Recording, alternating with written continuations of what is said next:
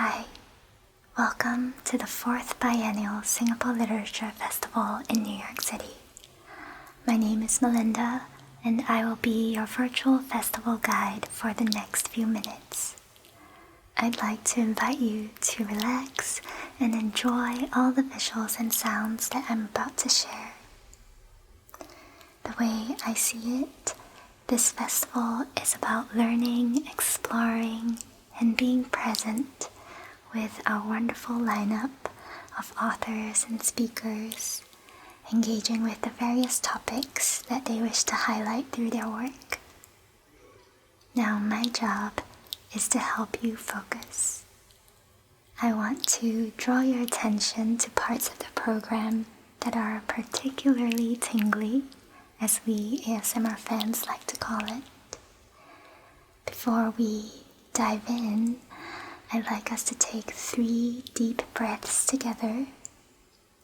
So please set aside your phone. If you are multitasking, please come back to this window. That's it. Very good. Okay, you can close your eyes if you like. Take a deep breath in and out. Breathe in and out. Last one in and out.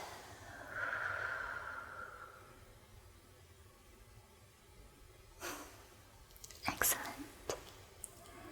So let me start by sharing the festival program.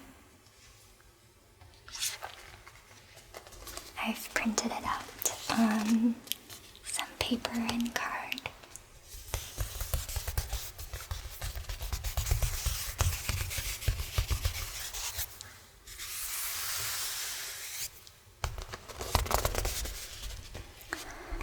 So this festival is organized by Singapore Unbound, which is a New York City-based literature nonprofit.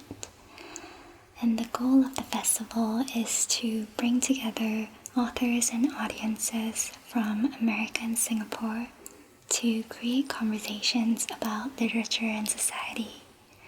This is actually the first year that we are going online, and our theme is the politics of hope.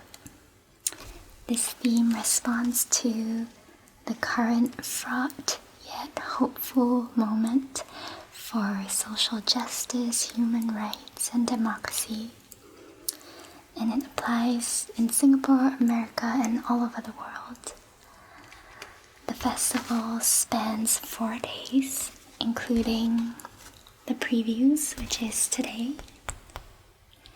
And there are 3 other days filled with events. There are a total of 8 from October the 1st to the 3rd. Now this whole festival program is available online, so I'm not going to go through every single event. I'm just going to pick 3. Starting with this one right here.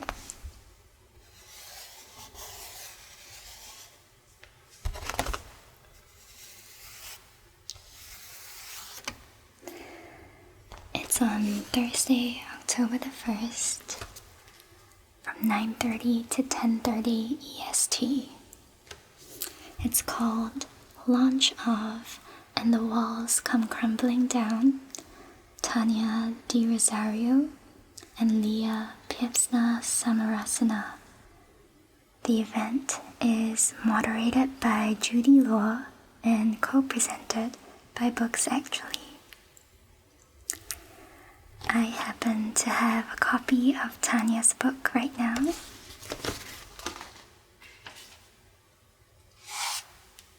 Here it is.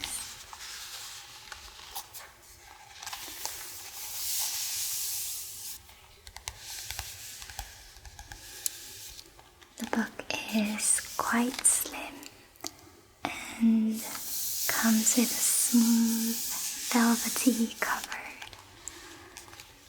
And I love this cascade of curved text, as if everything is really crumbling down.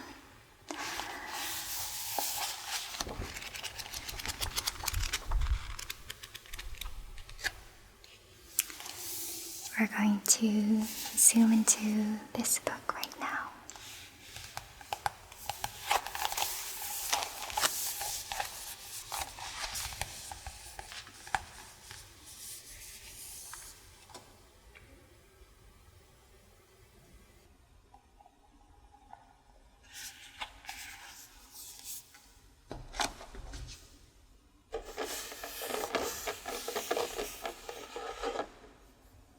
Tanya's book is part memoir and part poetic rumination. It follows a young queer woman in Singapore as she packs up and leaves her home. The book contains so many vivid and tactile descriptions of her old termite-ridden home. And though this probably isn't what her house looked like, it's what I've interpreted it to be. Through the materiality of this crumbling house, the main character recalls memories of her family, tries to move on from her lover, and reflects on the larger context of constant change in Singapore's built environment. I'll read a short paragraph from this book as I deconstruct this house.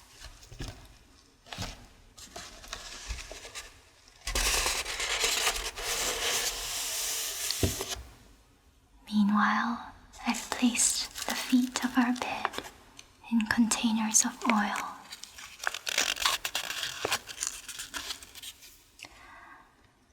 I've sealed all our paintings in Glad wrap.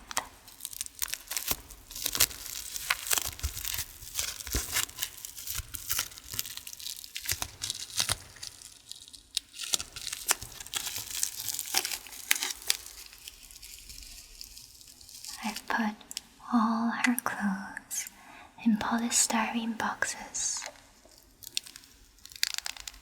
and I've dabbed the door frames with vertiver.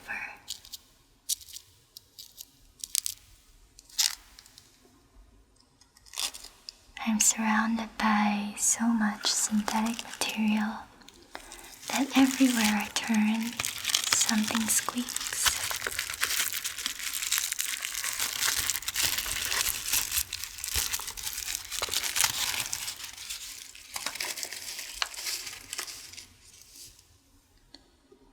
I roll my chair over cracked portions of my floor, now lined with bubble wrap.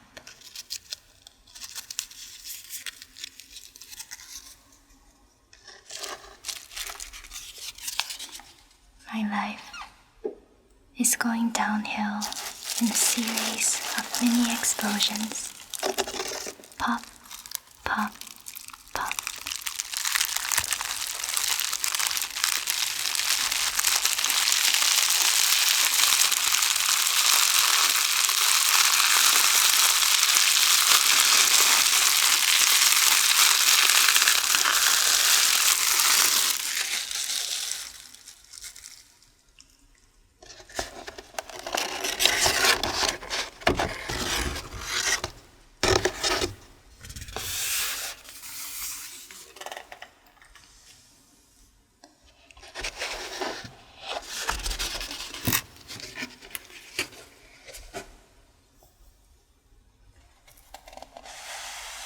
The second event I want to feature is this one.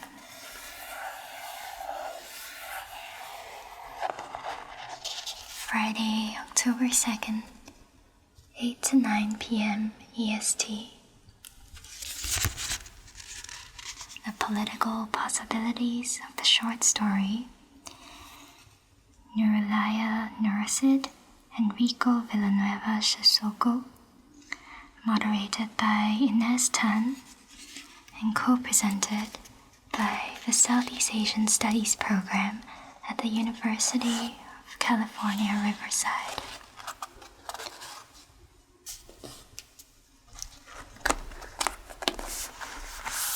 I have Rico's book with me here.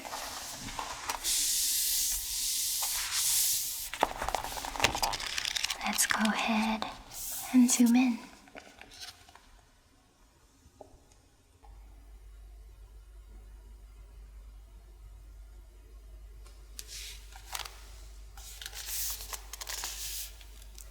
The Folly Artist is a collection of 9 short stories featuring intersectional women and men in the Filipino diaspora in America.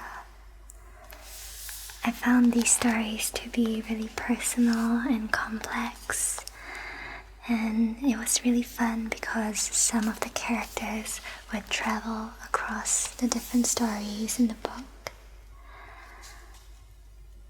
That's the case for most of them, but not the main character from the short story that's right in the center of this book. It's The Foley Artist. So this is the story that gave name to this book. And it features an old man called Berong.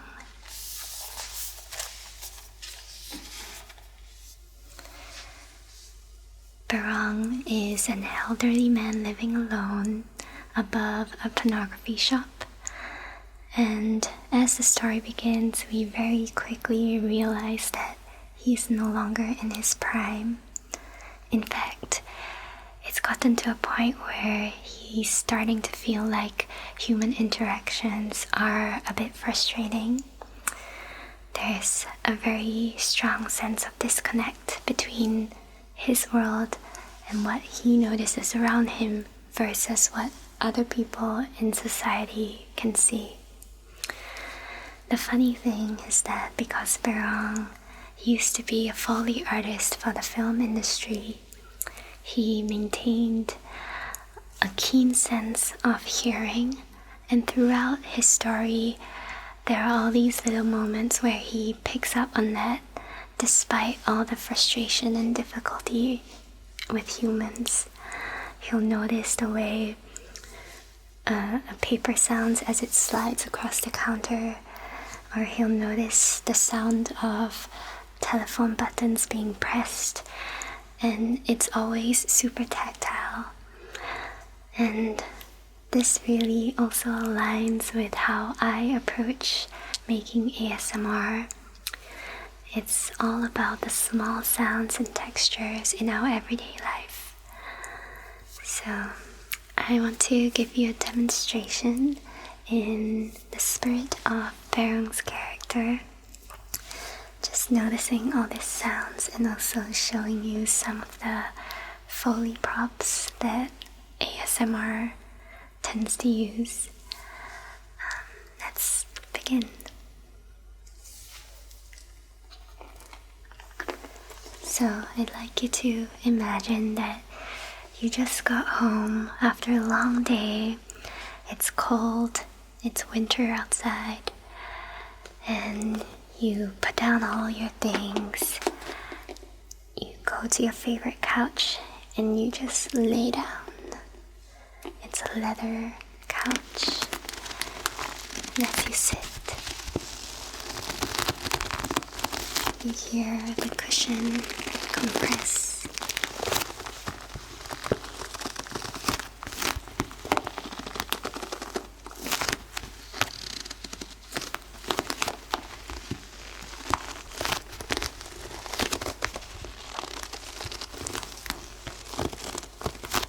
You get adjusted. You find your comfortable spot.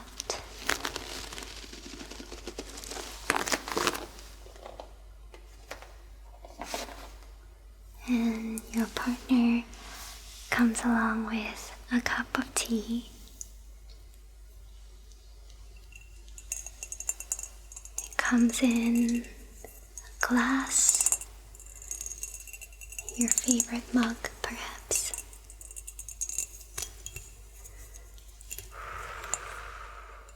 The tea is very hot, so you set it aside.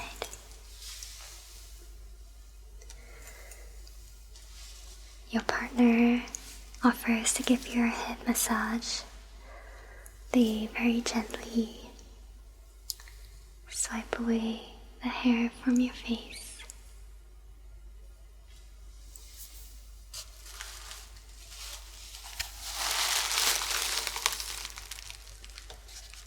And very gently begin massaging your head.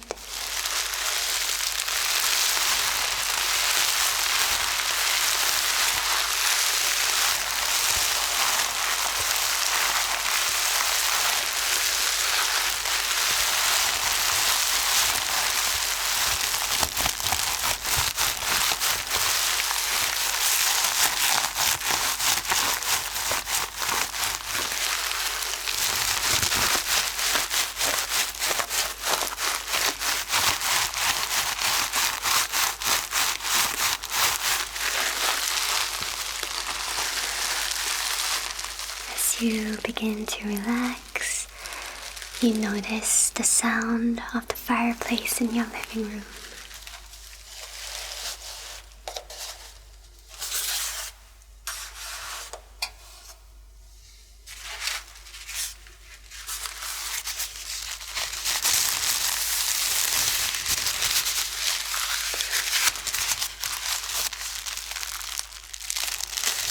The fire crackles a little bit.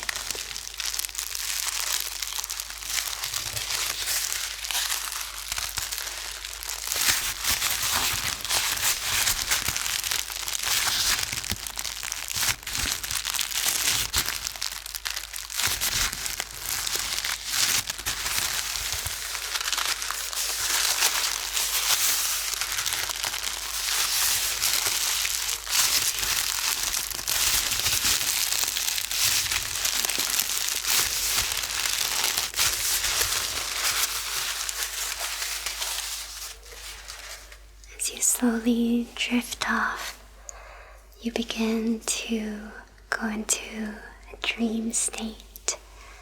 And in your dream, you are walking down a gravel path lined with trees.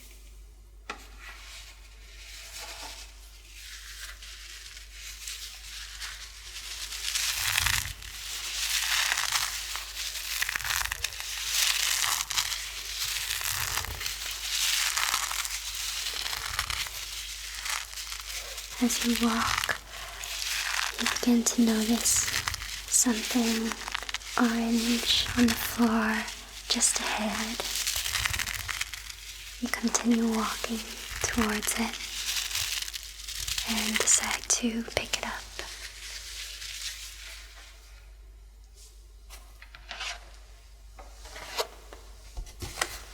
It's the festival program. And we're back again. Now we're about to go to the third and last event that I wanted to highlight.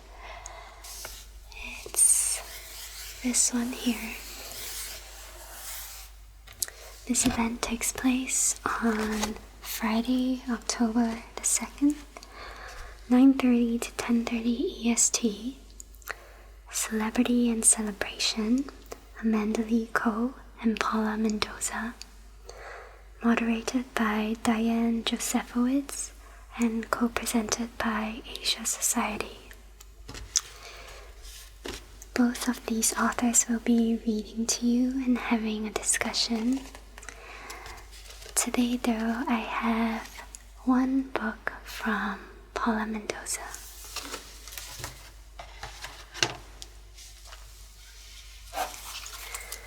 It's called Play for Time, and it's the book that she will be discussing. This book won the 2019 Gaudy Boy Poetry Book Prize, and it's a series of really lovely, playful poems that kind of bring you out of your own world. Let's zoom into this book.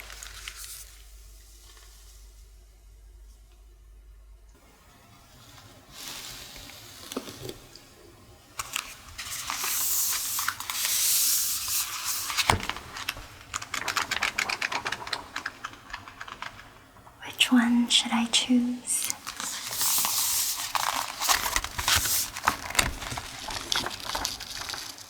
I think I'll choose the very first one.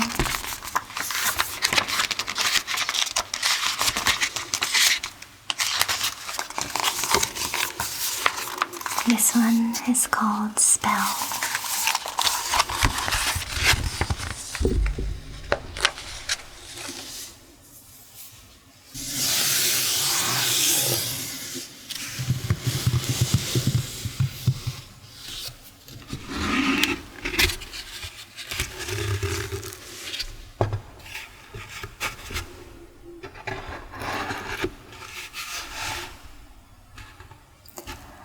After Antarctica and before the viscose, in between heart's atria and chamber music, a paltry offering when you took what you could get.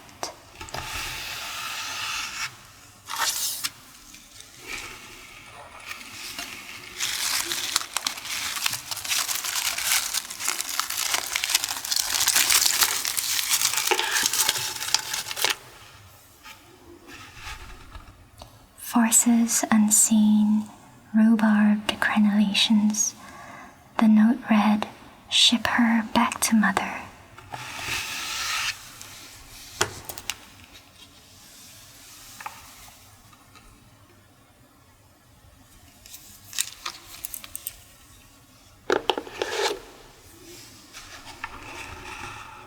When I am not around, bad things happen. A hero like Captain Planet's mullet, I am taking the pie with me.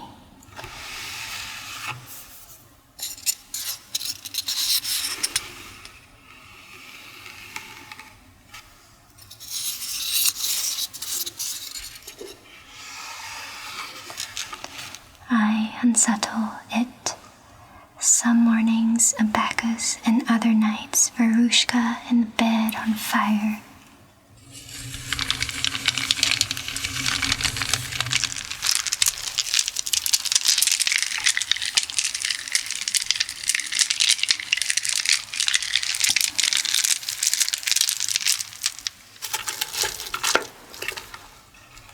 Tinder, even if shivered leafless, Forsythia for instance.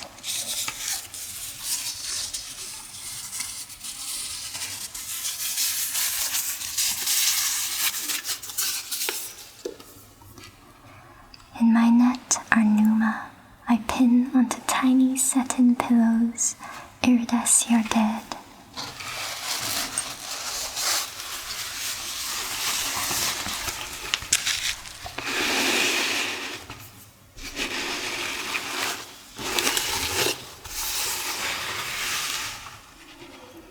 Commandment after commandment trembles my little chisel, shattered the slab. I can be forgetting the low-hanging mysticals.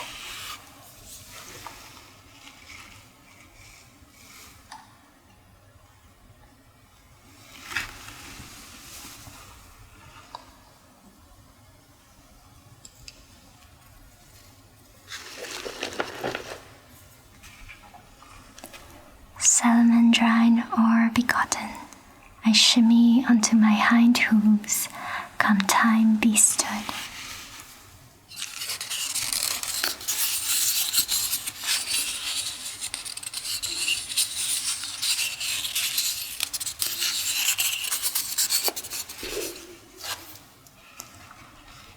And to end and into eating my tail, haberdasher her Kremlin Siam, chortle your knockwurst and slut it for the queendom.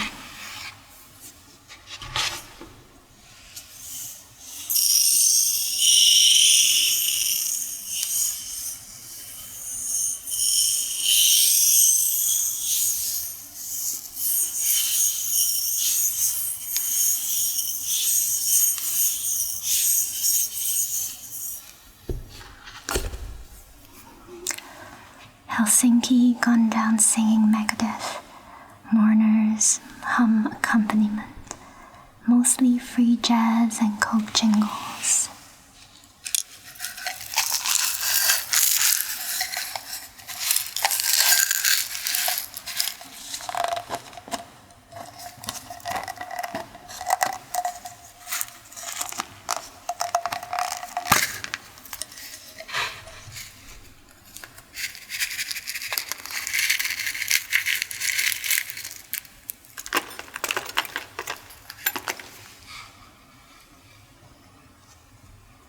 Teach it to sing and feed it full of mirka. Man's business is mastery.